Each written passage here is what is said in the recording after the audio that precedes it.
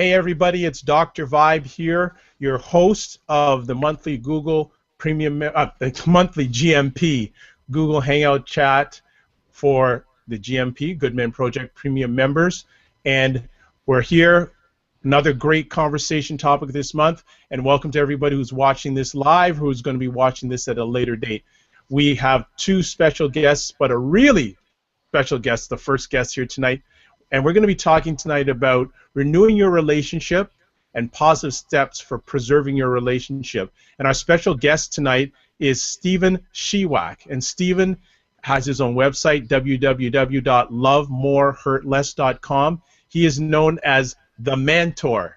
And we'll get him to explain that in just a second, a mashup of the words mentor and man. Stephen helps men fix their relationships by learning to love more and hurt less. Stephen is a recovering negative thinker and coaches men to have deeper connections in their relationships. So, Stephen, welcome so much for coming on board tonight. Thank you. Nice to see you, Dr. Vibe and John. Right on. Excellent. And also with us tonight, one of our premium members who has joined the conversation tonight, we have John Trelstad, and he is from Fargo, North Dakota, which is as cold as it is, if not colder, than in Toronto tonight. So, John, thank you so much for joining the conversation. Happy to be here. Excellent. Well, let's get right into it tonight. Stephen, question for you. Yes. Why are you so passionate about this subject and men and this subject? Well, I'm passionate about this subject because 2 years ago I went through a personal transformation that saved my marriage, and what I did was I rewired my brain towards a positivity orientation. Previously, I had been a negative thinker for decades. It wasn't fun. It was what I call self-induced suffering. My whole life was full of angst and resentment and lots of other really awful things that just led to a general state of not enjoying the being alive of our human experience. So, and the reason that I'm specifically interested and passionate about it for men is the conditioning that we've gone through from stereotypes, from what we've been told, and what we live between the conflict between male stereotypes and who we are, who we want to be. And we get into trouble when we try to be things that we're not, that are just stories about what it is to be a man. So that's why I'm passionate about it for men. And a lot of the stuff that I talk about can be applicable to women, but I come at it from the male perspective because of these particular male stereotypes that have been so problematic for me. Great. John, as I said before we started, this is your show too, so feel free to contribute in regards to conversation tonight. Do you have anything you want to follow up on? I can certainly continue if you wish. Well, I applaud what Steve is doing because I think I'm new to an area that I spent 25 years in the healthcare field selling medical equipment, diagnostic equipment, MRI scanners, things like that. And about 3 years ago, I joined a group here called the Men's Action Network. And our effort is to try to engage more men in the discussion that would help prevent violence and abuse. And inherent in that whole struggle is the challenge of waking men up to who they really are and why they're inhibited to talk about this issue. Men don't talk about it, and you can't fix something that you don't talk about. And so I'm really intrigued with what Stephen is working with, and I can see us working together in the future with some things that I'm trying to do here. And we live in a Scandinavian heritage part of the country where we're all descendants of Norwegians and Swedes and Finns and a fair amount of Germans too. And the kind of the joke around here is that the Norwegian who said, "I love my mother so much I almost told her the other day." Good stuff. And so, you know, it's that cultural thing that sort of gets in the way of people really communicating, and for men to kind of let down their guard, and it gets in the way of everything. You know, these stereotypes, these things that we think as boys we learn we have to conform to and we have to learn. well, violence is a learned behavior, and other things are learned behaviors. And so again, I'm interested to hear more about what Stephen has to say about that, because I think I've got a lot to learn here. Excellent. Stephen, what were the sources of your negative behavior? Where did these habits, where did these traits come from? Well, what it looked like, first of all, was just like, as I mentioned a little bit before, it was kind of a chronic low-level depression. And my life was full of drama-filled relationships. And I had this belief that people were out to screw me. And so I better jump the gun here and make sure I get them back before they get me. And that's not a very productive way to live, obviously. And the reason that I felt this way was because of this fear and this concept of scarcity. And both of those things underneath that, because this is complicated stuff, underneath the fear and scarcity was low self-concept and a lack of self-love. Pretty simple. But related specifically to the scarcity, I had this belief system, and it doesn't matter where it came from. I mean, people get, certainly our parents, our schools, our clergy, the government, societies, whatever it is, we get these thoughts about how things are. And I believed I had a finite amount of intelligence, prosperity, and love. And without realizing it, what I did was I was in an endless defense mode, protecting those little tiny nuggets of expressly finite things that I would ever get in my life. And you know what that looks like? That looks like a guy being a jerk all the time. Yeah, it's interesting. When we first conversed with each other, you were quite transparent, saying you were a jerk. You were. But did you get any of that learned unfortunate behavior from Dad? No, actually, my dad was.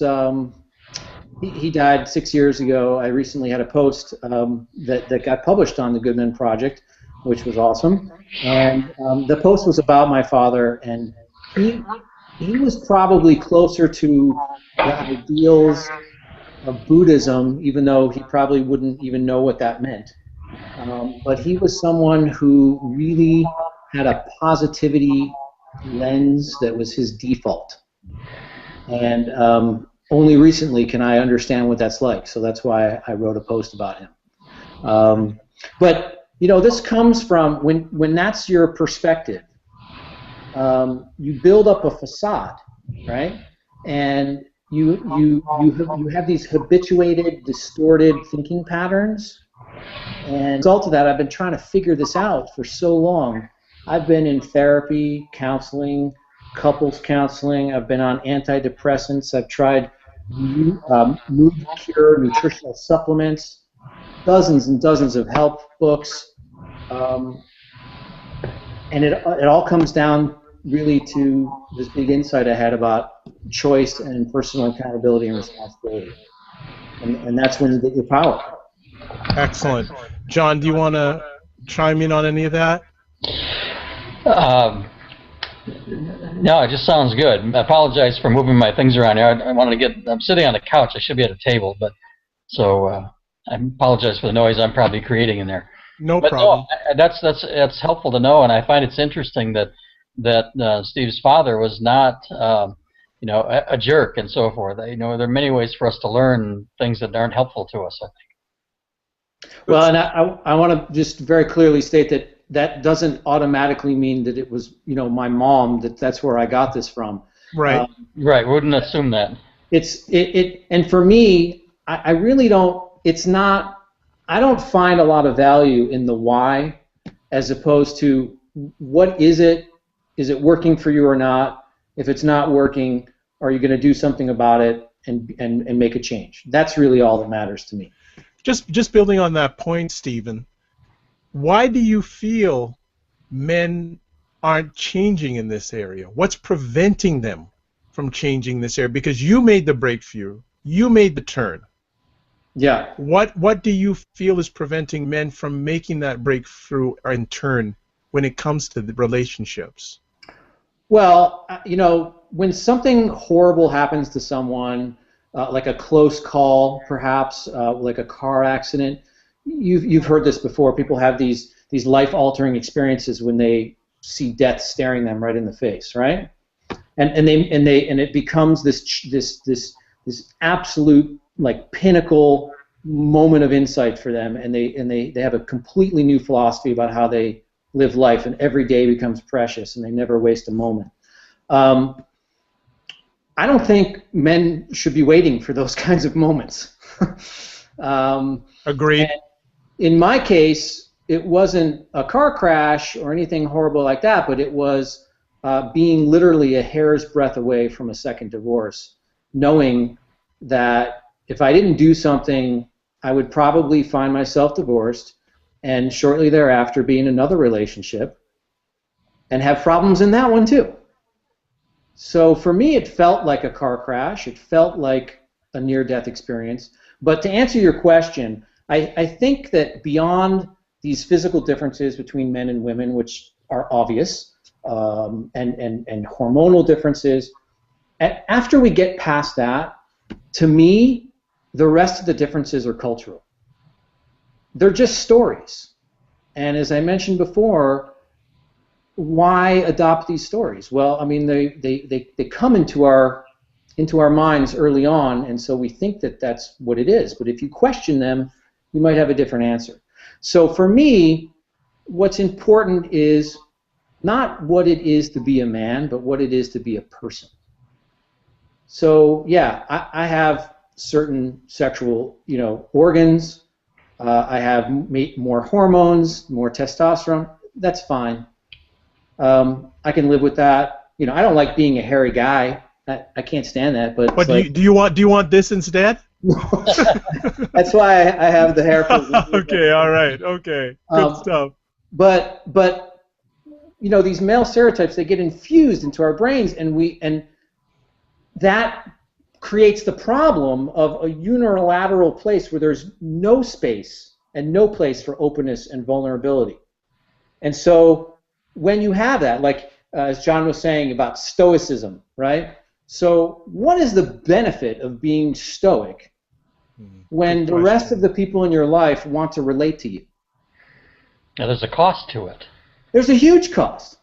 Yeah. And so when you aren't doing these things because of some idea that's in your head, what I say is there's a pretty good chance that your relationship, either your committed relationship or other relationships, are sucking to some degree, if not having already failed. Wow. And so my mission, I'll just state it actually verbatim, my mission is to assist men out of self-induced suffering and the subsequent relationship problems caused by distorted masculine ideals, and bring them into self-created lives full of flourishing and nourishing relationships. That's it. So I know it's a lot, and the easier way to say that is for them to love more and hurt less.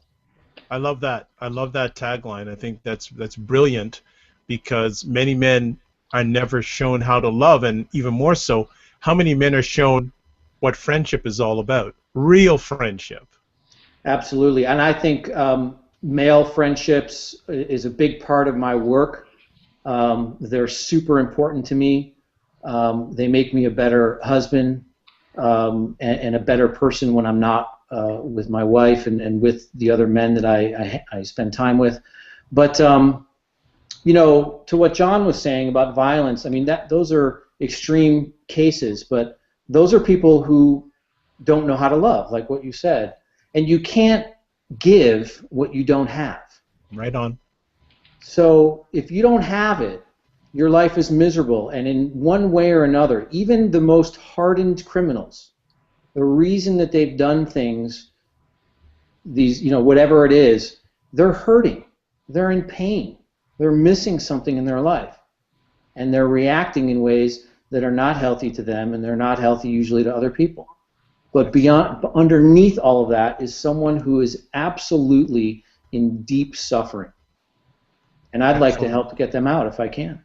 Excellent. John, do you want to add anything? Again, I can continue on if you wish. Well, I think that pain is one thing, and there's sort of a back to the Buddhist thought. Pain is something that happens, but suffering is something you allow. And That's if you're strong. That's strong. Good point. Yeah, if you don't take a serious look at what's happening in your world, I think it happens as much with men as it does with women, that we always look externally for the blames and things like that, and it's a matter of really deciding you're going to take responsibility for your own life. And some people come to that early, some people come to it late, some never come to it at all. But suffering is largely self-induced, and you have to go past the pain. And I had a divorce early in my, I was a young man, and I have a daughter who was just very young when we were divorced, and so she grew up under another roof most of her life from mine. But and it took a long time for that to kind of find its own normal, and it's incredibly wonderful now. She's got 2 little boys, and they're everything in my world. But and they were part of the motivation for me to get involved in this cause, because we've been spared. We haven't had the sort of the dysfunctions that other people have endured, and so my involvement is largely motivated by gratitude. I mean, I've been fortunate to have been spared some of these things, and I'm learning firsthand from other people. And I just, once you see enough, it's hard to look away anymore. You can't. Right. Stephen, with what are men? I guess first of all, when you started your journey on this crusade, what were the reaction of people in your immediate circle, especially the men in your immediate circle? Well, they've been a great source of inspiration, certainly for me. I've had a chance to practice with a lot of them, and hone some of my skills and test out a little bit of my 4-step program. That basically what I've developed is I reverse engineered what happened to me, because I didn't have a blueprint. I just did it, which is great, and other people can do it too. And all I'm saying is if you want a blueprint, I have one that may or may not work, but let's try it, kind of thing. It's certainly not the only way. And so that has been helpful, is working with them and just having close male friendships. And like, I'm in a men's group, and I have what I call mandates, 3 to 4 of them a week, with new men, with the same men over and over again. We might get together every 2 or 3 weeks, or once a month. And the rules for a mandate are, the only thing we do is talk. There's no sports bar. There's no watching of any activity like a sporting event or music. It's just 2 men in a quiet place talking. That's the rules. And so those moments, those times, I consider them to be sacred. They're sacred. They're sacred connections with other men, and my life is immeasurably better because of those. So I'm not sure if that answered your question, but I think that was close. Yeah, absolutely. How much has your significant other, your wife, meant, and what kind of support has she given you as you've made your turn? Because we're talking about, positive relationships, re-energizing your relationships. How much has she made a difference in making this a success for you, not only personally, but now also with you being a shining light for other men? Yeah, so it's fascinating, because one of the things I teach is the work to fix a relationship is really inner work. I mean, that's it. The couples counseling is great. I'm not disparaging it at all. I've been in lots of it. But my preference, and I think where you're going to get the most bang for the, I don't want to say bang for a buck, but bang for impact, is doing your inner work. And so I took that accountability, as John was saying, and I took that responsibility on.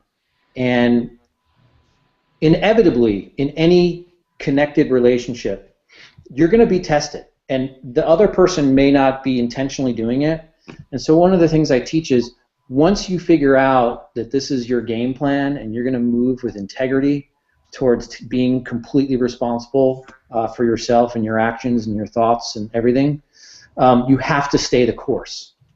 And so that's what I call, real-time practice. That's like sparring in a boxing ring. You get to practice all this stuff while this person is seeing if you are really made of what you say and you are doing what you say. And so that was a little tough at the beginning, but I stayed the course. And amazingly and wonderfully, my wife has been doing some of her inner work lately. And she has been using meditation. She's been able to reduce significant anxiety that she has. And so she has seen what I'm doing, and obviously, well, not obviously, I know this, but you don't. She's super happy and thrilled for me, not just for me, I believe you. Yeah. As do I.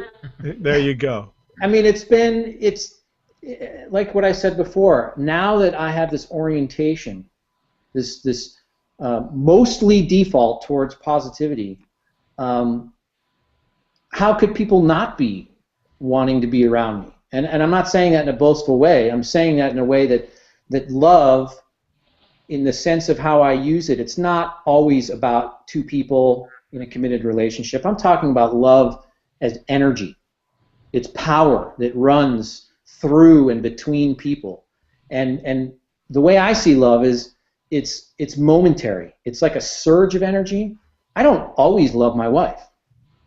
Sometimes I just don't agree with what she has to say about something. Absolutely.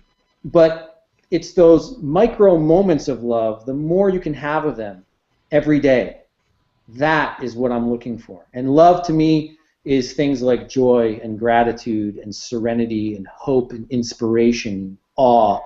Those are things that I want more of in my life. And that's what I go for, and I try and have less hurt. It's never going to go away. Right. But I try and keep that at a minimum. So let me ask, and thank you again for sharing. As you said in your conversation piece just recently, I want you to, if you can, share about the importance of responsibility, a man's responsibility in energizing and keeping a relationship going. Okay. Well, John already mentioned about externalizing versus internalizing. So, and blaming. In my mind taming training program, which is what it's called, I use this idea of training, right? So everyone understands what it is to do physical training, especially men, about caring for your body, and we understand these ideas of nutrition and exercise. So I have this thing that I call rapid blame loss. Okay?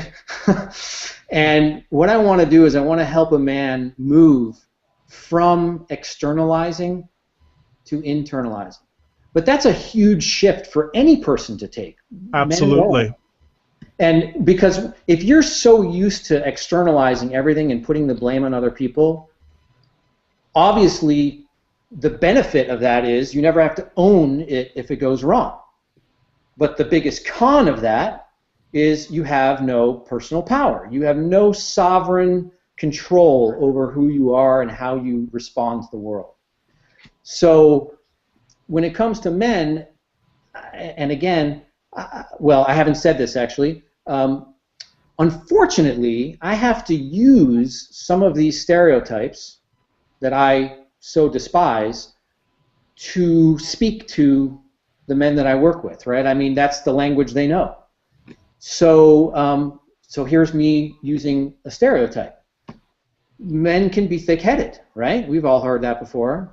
So I deliver my message. I don't know if either of you know who these two people are, but I deliver a message that's very similar to Wayne Dyer about personal accountability. Yep. But I deliver it like Andrew Dice Clay, if you know who that is. That I would love to see that in real time, man. That must be unique, but a good mix. Yeah. So, and the reason why, I mean, that's partly who I am. I'm a little bit brash and blunt, but you really, when I'm working with men, you know, I can hear them start blaming, and they're going into minutia and details about why their wife didn't or do. I'm like, shut up and stop and listen to yourself. This is not the issue. So to answer the question about how this works for men is, you got to kind of hit them in the head with a hammer, with your words. And that's what I do. And I don't do that all the time. It's not my, you know, every moment is like that. I try and read the cues and subtleties of what's going on with a man. But at the beginning, I call it perception piercing. You've got to pop their ego. Their ego is obese, frankly. It's like this jiggling thing that's coming out of their ears, and they've been feeding it these negative thoughts their whole lives. And I'm going to put them on a diet, and we're gonna train that ego and get it slimmed down. Well, that reminds me of the Zen master who says, you know, the student wants to come and he's eager to tell the master all the things he knows already, and as he's pouring tea for him, he keeps pouring the tea and he keeps overflowing the cup. And the student, who's proud of his accomplishments so far, says, you know, you're spilling the tea, and he says, oh yes, I guess you can only pour so much into a cup that's already full, and you know, so you have to be. I think that 2x4 upside the head is something that we males tend to need once in a while, because we just think we have all the answers, and even if we don't, we like to appear as if we do. And that we're just going to try to take a little tweezer and fix things rather than a big wrench. Good stuff. Well said. Stephen, with the men that you're working with, especially at the beginning, and you were saying some of the methods you use to break through, what are the areas where they're saying they're failing in their relationships? Well, interestingly, let me just tell you, I'm going to answer this with a very quick story. So I did somewhat limited, what you could say, market research, and I interviewed a handful, maybe a dozen men. It was a dozen men, and I asked them all the same questions so that I had the same, you know, set of answers, or the same answers that were to the same set of questions. I aggregated all those things, and I anonymized them. I showed them to my wife, and she was like, yeah. I've already seen your writing about all this stuff. And I said, I didn't write one word of this. This is aggregated data that's been anonymized by 12 other men. Now, I know that's not a lot of data points, but as I've continued forth, I hear a lot of the same things. I hear a lot of men, unfortunately, say that something's wrong with their partner. Literally, something's wrong with them, like some kind of psychological situation. And it may or may not be true. I don't know their partner. But that, to me, is some serious externalizing that I spoke of before. Right. So that's certainly something that I'm starting to see a pattern of. And certainly, relationships are kind of like a magnifier for people. I start working with men because of the relationship. It's like a big spotlight that's focused and trained on their life because it's a problem, and it bleeds out into other parts of their life. But inevitably, we start talking about other things. We start talking about work and money issues and things like that, because they're all interconnected. So, you know, men they're working and dealing through power struggles. They don't have a lot of male friendships, and so they're alone and isolated. They don't even know how to process like feelings. So anger, to me, people always say it's okay to be angry. It's like, yeah, I guess it's okay to be angry, but wouldn't you rather convert that to love if you can? What's there to be angry about? At least to thought. Yeah. Exactly. With what you're dealing with, and with what a lot of men are dealing with right now, how long have you been doing this program for? Just out of curiosity. Sure. No, it's kind of at the early stages. It's only been a few months, but things have been progressing fairly rapidly. But to remind you, this whole process started over 2 years ago with this transformation I went through and all my learning and self-education. When it comes to relationships, and I just want to know, with the demographic of men you're dealing with, are you dealing with various different ages, or is it basically a certain age range? It's typically men in their 40s, but some men in their 30s, a couple in their 50s. I think some of the similarities, though, and I hate to use this analogy, but I think it's the best one I have right now, is if someone has an addiction, and we've all heard this, right? They're only going to go seek help once they admit that they have an addiction, right? Mm-hmm. They're never really going to get healed of it until they admit that. It's very similar for this situation. I'm not probably going to work with what I used to be, which was a narcissistic megalomaniac ass. They're not ready to hear anything because they can't even accept any shred of possibility that they might be not only part of the problem, but the absolute epicenter of the problem. So my clients are people who know at least something is wrong, and they might think it could be them to some degree, and they're looking for help. Those three conditions have to be met. John, anything you wanting to add right now? Well, I like Steve's passion, because I think that's an ingredient that's necessary for any solution to anything. If you have to have an interest in learning, you have to be willing to be introspective, and if you don't have those ingredients, then you have to be authentic. And that's sometimes a hard road to travel for some. If they've been living at something that's inauthentic, that's a big challenge in itself. And Stephen, just to piggyback on what John just shared, how can we help men become authentic, not only with themselves, maybe in relations with themselves? How can they become authentic? Well, that is pretty much how my training works, and what you're looking for is to get men. I mean, we kind of already talked about this. It won't work until they stop what they're doing. They kind of stop the madness that people talk about, and just kind of. And I like to say this because it's kind of a shock, but there's really some truth to it. Not only stop what you're doing, but just stop and freaking sit there.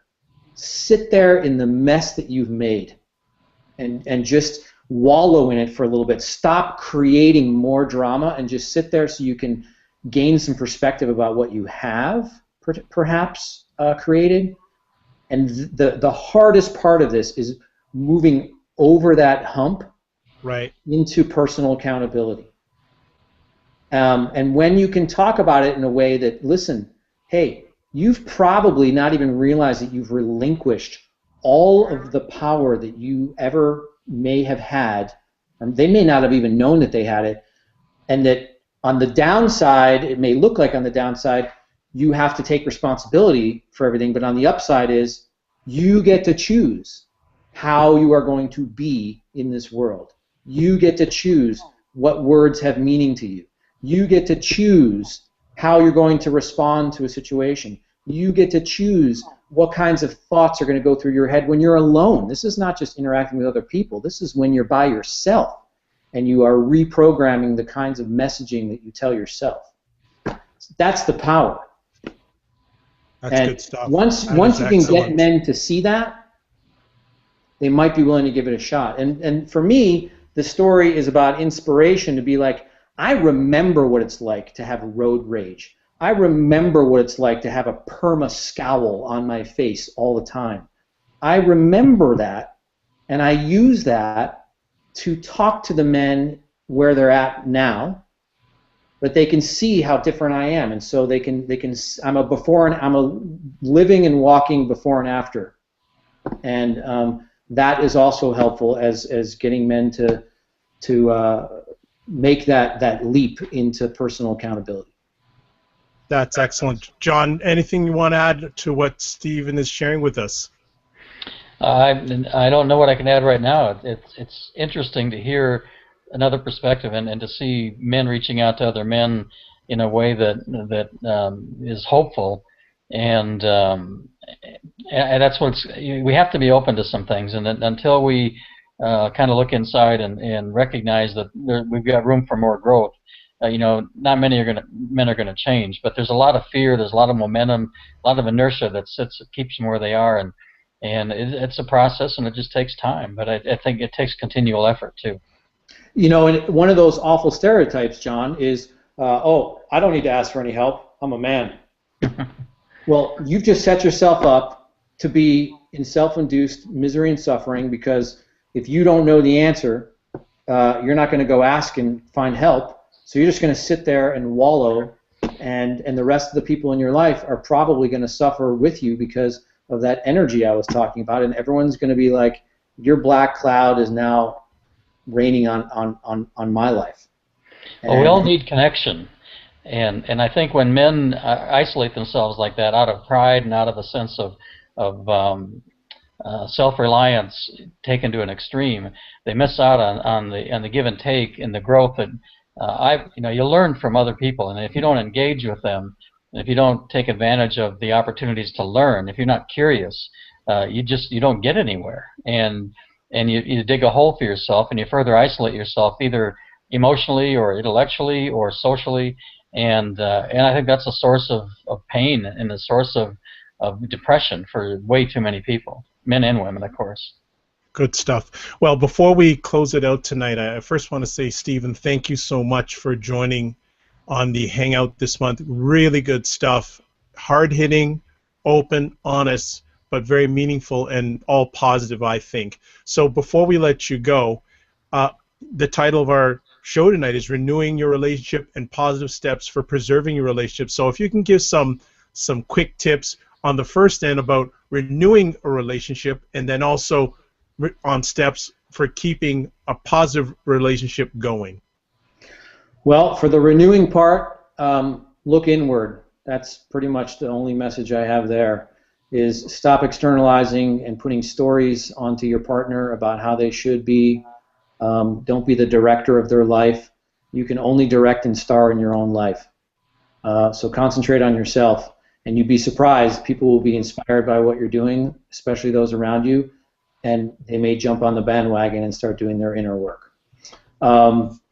And the second part, what was the second part actually? Preserving positive relationships. Preserving is it's ongoing. It's like any type of practice. You never get to the finish line, but you need to stay conditioned and toned, and so you get to practice all the time. And my wife and I still have lively discussions, as I call them, but we no longer have arguments. And it's an ongoing practice. Excellent. Well, Stephen, we'd like to thank you for joining the conversation on the Good Men Project. We're very happy to have you as not only a monthly Hangout guest, but a regular contributor. John, thank you so much for your contribution to the conversation tonight. And John, if people want to get in touch with you, how can they contact you? Probably an email address right now. Just John, John Trelstad, Trelstad @gmail.com. Excellent. And Stephen, how can people, men and women, connect with you and find out all the positive forward things you're doing for manhood? Sure. First and foremost, the website is lovemorehurtless.com all together. And from there, people can sign up for the email list and that kind of stuff. I'm also on Twitter.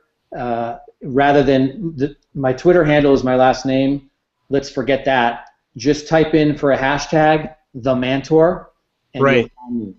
I'm trying to own that hashtag, so you'll definitely find me at the Mantor. And if you're on Facebook, you can just go into the search box and put in Love More, Hurt Less, and you'll find me there too. Excellent. Thank you so much, both gentlemen, for a great conversation. I'm Dr. Vibe. You can check me out at the Good Men Project. I'm a regular contributor of online shows on the Good Men Project. So please check it out. And everyone who is watching, thank you for your support of the Good Men Project. It's appreciated, not taken for granted. Also, big thanks to Marie Roker-Jones, my co-producer, for the monthly Good Men Project Google monthly Hangouts for premium members. I got that all out in one breath. So as always, we like to say thank you very much, and join us again next month, and keep on visiting thegoodmenproject.com. Take care, everybody. Good night.